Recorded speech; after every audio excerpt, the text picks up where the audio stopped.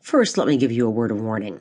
Your Unit 12 test is tough, so tough, in fact, that I'm going to return to my old policy of pretty much giving you the answers as a reward for watching the review podcast. I've also broken the review podcast down into 3 parts. One addresses general multiple choice questions, one covers the image-based questions, and the third, very important podcast, focuses entirely on architecture from early skyscrapers to the postmodern present. Architecture turns out to be a huge College Board focus from this period. So I'm actually going to talk about postmodern architecture for the most part after I review earlier architecture, and I'm including it in the Architecture Test Review podcast rather than this podcast. You will have a quiz on the Architecture podcast. We really want you to watch it, and indeed I recommend you watch it first. In this lecture, in addition to covering the last period of art history, I'm going to try to mop up some topics that will show up on the test and that I didn't adequately address in earlier lectures. One of these is the term formalism. I probably didn't talk about it earlier because I find formalism to be a rather irritating and misleading term. Apparently, the College Board doesn't agree, so in practice, formalism usually means abstract or non-representational art, but what an art historian would say is that formalist art focuses on the formal elements of painting, that is, line or color, paint texture, the actual medium used for sculpture and its various characteristics, all of these rather than the subject itself. So, Kandinsky's vibrant music-inspired compositions, Pollock's action or gesture paintings, and David Smith's steel cubes, or as he titles them rather pretentiously, cubey, these are all formalist. Here are more formalist, minimalist sculptures. I'm going to return to the Art of the Western World series, even though I think it's less fun than Sister Wendy, to help guide us through the wild and woolly world of postmodern art. Let's start with this introductory clip. The College Board loves to ask about this and other environmental artworks, or to use another synonymous term, earthworks. Here again, I think video captures this art historical movement better than slides can, so let's return to the Art of the Western World. Now that you've seen the video, I should mention, oops, I should have paused there, shouldn't I? I should mention that Spiral Jetty is back above water. Note that this work and others like it in some ways reject abstract formalism in an effort to develop a closer relationship between art and the environment. They're intended to encourage viewers to venture out into these remote places in order to see this art. Here's an AP question about Spiral Jetty. I've included some of the College Board grading rubric in your notes, and I recommend you look at it. These are sun tunnels by installation artist Nancy Holt, Smithson's wife, or actually widow. And believe it or not, these are actually in Utah as well, near Wendover. The sun tunnels are cited to relate to the sun at the summer solstice. This harks back to prehistoric art. Remember Stonehenge? The College Board is going to ask you to remember Stonehenge, by the way. On the video, you also saw works by installation artists Christo and Jean-Claude. Their stated goal is to promote awareness of the environment, rural and urban, by modifying the landscape with cloth. These environmental art projects are enormously complicated and expensive, especially because they usually require multiple government permits. Here are 2 famous examples, and here are a few more of their projects. Right now, there's a huge dispute going on in Colorado over Christo's plan to drape almost 6 miles of fabric over the Arkansas River. The Bureau of Land Management approved the project, and in January of 2015, a federal court upheld this approval. But local residents and environmental groups are appealing this decision. They claim that Christo's art will despoil an area of great natural beauty. So, is environmental art actually good for the environment? Does it draw attention to the environment, or does it mar it? These would be interesting issues to raise in an essay. But let me make a point now that I'll probably repeat during review sessions. It is fine to raise issues, but try to avoid a yuck response. The College Board actually discourages students from giving personal aesthetic judgments. They want you to assume that any work appearing on the exam is genuine art, whether you like it or not, and for you to engage in an analysis of that art. If you disagree with that approach by the College Board, save your venting for after the exam. Ms. Jacobs and I might enjoy venting with you. I'm going to talk about this work in the architectural podcast as well, but note that the Vietnam Veterans War Memorial combines minimalism, sculptural architecture, and earthworks/environmental art, all into one very moving package. It also incorporates words, specifically the names of every soldier who died in the war. This would be an excellent work to choose if you are asked a question about art that incorporates text. I'm also going to talk more about the Pompidou Center in Paris in my architecture podcast. But since you have a good opportunity to see this College Board favorite on video, and since it's a useful segue into performance art, I will show you this slide now. Again, I'll hit this point in more detail later, but basically postmodern architecture rejects the glass and steel boxes of the international style as too dehumanizing and too divorced from history, local tradition, and frankly, what people like. Postmodernists want to have fun. The form of buildings to them is not all about function. By the way, I hope you'll enjoy this introduction to one of my favorite pieces of performance art, the Swiss Army knife boat. Here are a couple more examples of performance art from your textbook. We probably don't have time to watch this video in class, but if you want to see Meet Joy performed, there's a clip on TubeChop clip here. It will also be available as a full clip on Moodle. Performance artists were especially influenced by the work of composer John Cage, who tried to break down barriers between what was perceived as music and what was perceived as noise. So you just heard from Swedish-American artist Claes Oldenburg. He's the guy with the thick accent that you saw in the video. And you also saw his motorized ship. Here are some more of his monumental sculptures. Plaster reliefs of food and clothing items.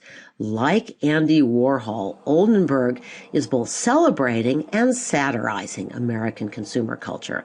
He is usually classed as a pop artist as well. The superrealists built on pop art's efforts to create art that was accessible to the public. This painting by Audrey Flack is in fact a kind of combine. You remember Rauschenberg's combines? It employs photomontage as well as traditional paint. Her goal is to explore the way photography not only exhibits reality, but shapes the way we see and understand reality. Her paintings are actually attempts to replicate photography's naturalism. Note, too, how closely this resembles a traditional Dutch Baroque vanitas painting in its accumulated of death-related imagery and in the precision of its representational art. Here are two more works by Audrey Flack along the same super realist lines. American artist Chuck Close produces huge portraits. These are actually paintings based on photographs.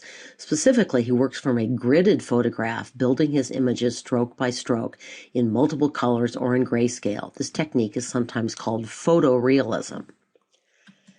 This super realist work, on the other hand, is a sculpture made of plaster models formed over actual models, then removed and painted.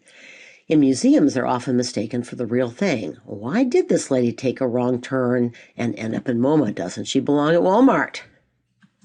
Here are some more of Harrison's sculptures. Note that his favorite subjects are working class Americans and that he does not portray them in a very flattering way. If you're sensing a recurrent theme here about pervasive consumer culture, good. And if you're wondering if there is any point to this kind of art, let me note that in 2013, one of Kuhn's balloon dogs, such as you see here, sold for $58.4 million at a Christie's auction. Kuhn's himself, by the way, denies that his work has any hidden meaning or that it is intended to critique modern culture. Artists just want to have fun. He also employs a small army of assistants to help him mass produce these works. It's enough to make me want to go to art school. Kuhn's also collaborated with Lady Gaga on her studio album Art Pop. Honest, go look it up. In my last lecture, I showed you Robert Rauschenberg combines, which marry sculpture to painting. New expressionist painters follow along some of the same lines. They add materials such as wood, paper, ceramic chips, etc. onto painted canvas to create a kind of mosaic effect, so harking back to Byzantine art. This work was intended to evoke the Holocaust. Note that even though this is an abstract work, the painting has some perspective. It does not entirely abandon spatial recession. Instead, we're pulled back into the painting by a kind of abstract perspective.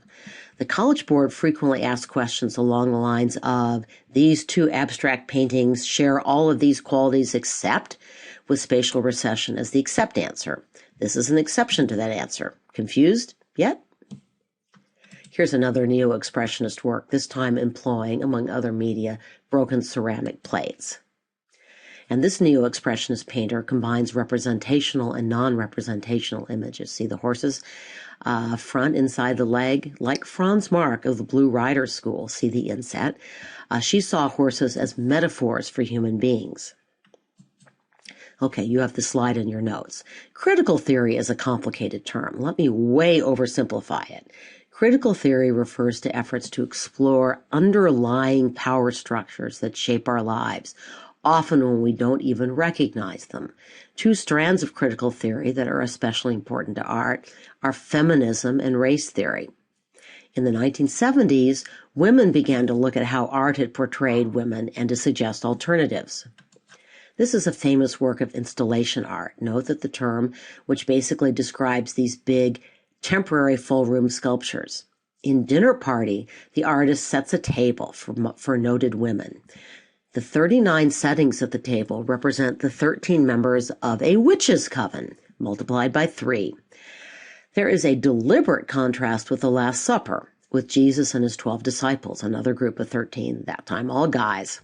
Judy Chicago wants artists to pay more attention to portrayals of the mother goddess. She sees our old friend the Venus of Willendorf, for example, as falling into that tradition. Here you see some of the place settings, including Virginia Woolf. Georgia O'Keeffe may not have intended her blooming flowers to represent female sexual organs, but you will see that Judy Chicago has no such inhibitions. I've included the artist's explanation of her Emily Dickinson setting in your notes. I found it fascinating. Note that like many feminist artists, Chicago employs handicrafts that represent, on the one hand, underappreciated female arts, but also represent the limitations that have been posed on women. This is a popular College Board image. I'm going to talk about it more in a moment, but first let's look at a video clip on feminist art that includes this and other images from this chapter.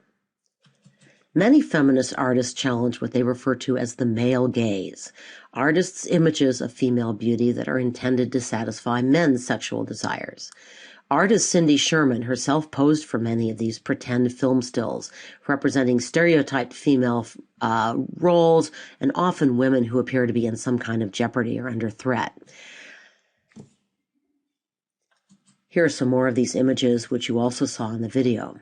The art historians on the Khan Academy, on the video and on the Khan Academy podcast, make the point that Cindy Sherman sees women as constantly performing, living out roles expected of them by others.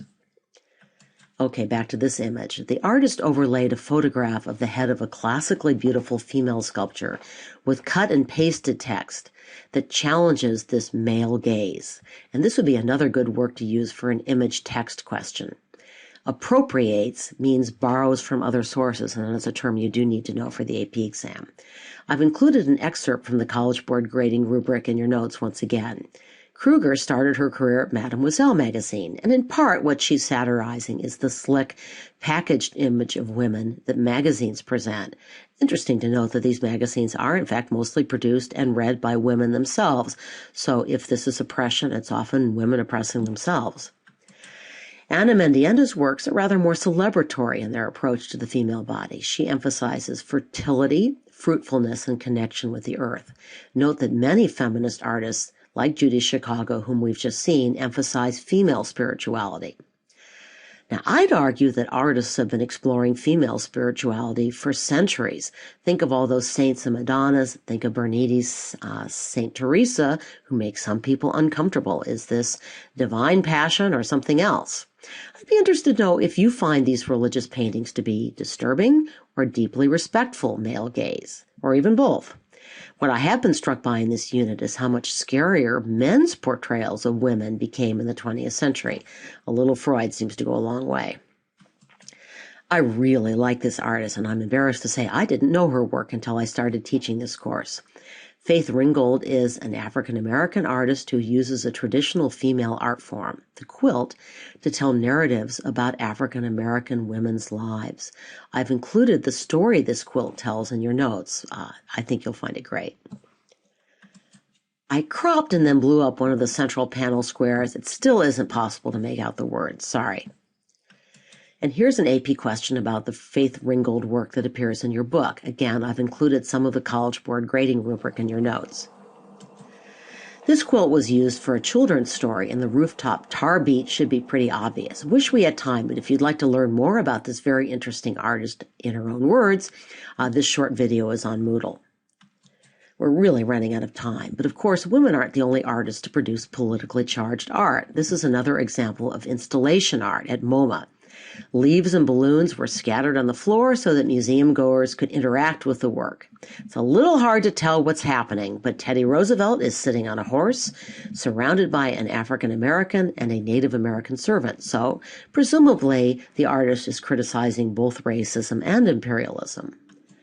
This one is not tough to figure out. This is a Rauschenberg-style collage or combine created by a Native American artist who has worked in newspaper clippings from Native American newspapers and from sports pages. Go Redskins! And such found objects as beaded belts and feather headdresses. I really like the title of this piece. I also like Mark Tansey, partly because he's an artist who makes fun of art. Very postmodern of him, by the way.